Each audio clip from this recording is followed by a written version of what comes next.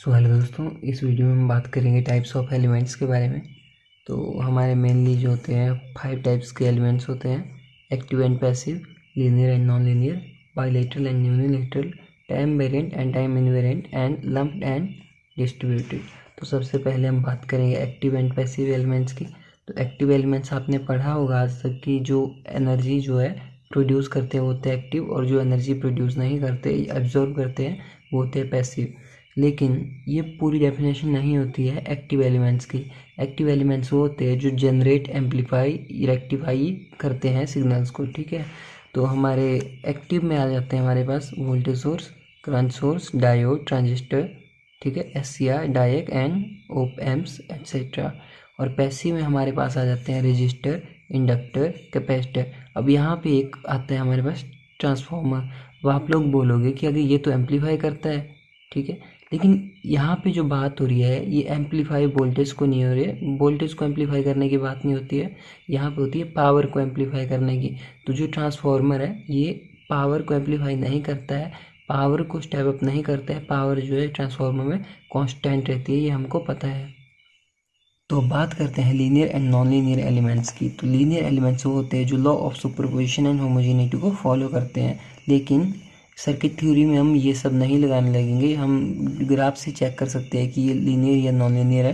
तो लीनियर कब होगा, ठीक है, जब straight line passing through origin, जिसमें straight line pass through origin से पास होगी। तो रेजिस्टेंस में जो है वो स्ट्रेट लाइन पास होती है ओरिजिन से, कैपेसिटेंस में भी एंड इंडक्टेंस में भी। तो नॉन लीनियर में कौन कौन से आएंगे, इसमें क्या होता है कि no straight line passes through the origin. तो इसमें कौन कौन से आएंगे नॉन लीनियर में, एक तो डायोड, एससीआर एंड डायक। ठीक है, इसमें से लीनियर जो हमारी है लाइन पास नहीं, स्ट्रेट लाइन पास नहीं हो रही है ओरिजिन में से। तो अब बात करते हैं यूनिलेटरल एंड बाइलेटरल की। देखिए, इसको समझने के लिए हमारे पास ये सर्किट, मान लीजिए हमारे पास 2 सर्किट्स है, ठीक है।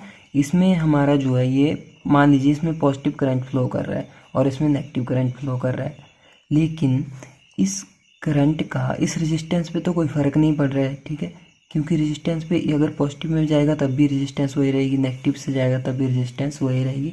तो इसमें जो है रेजिस्टेंस या इम्पीडेंस का कोई फ़र्क नहीं पड़ेगा।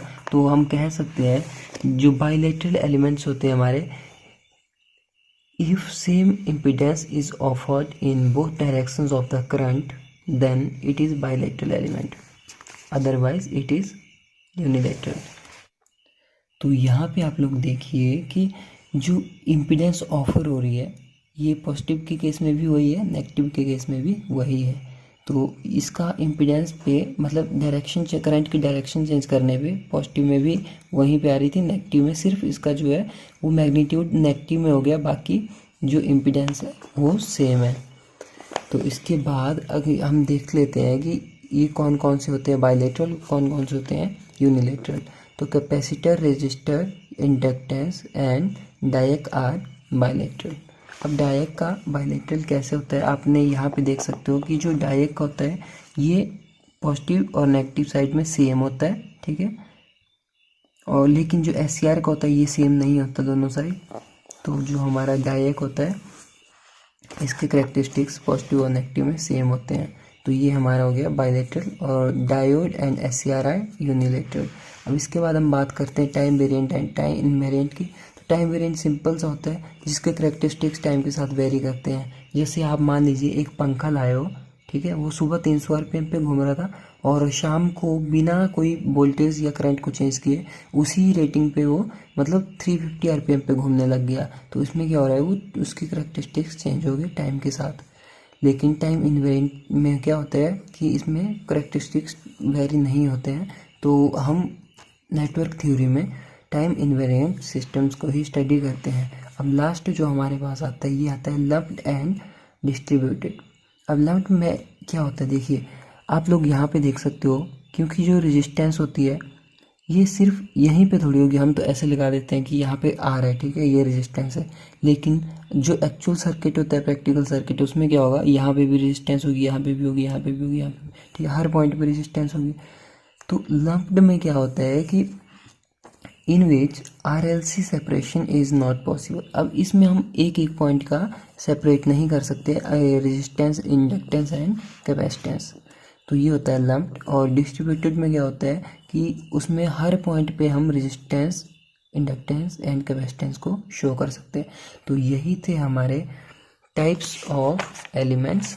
तो आशा करता हूँ कि आपको समझ आए होंगे। तो चलिए मिलते हैं नेक्स्ट वीडियो में, तब तक के लिए टेक केयर।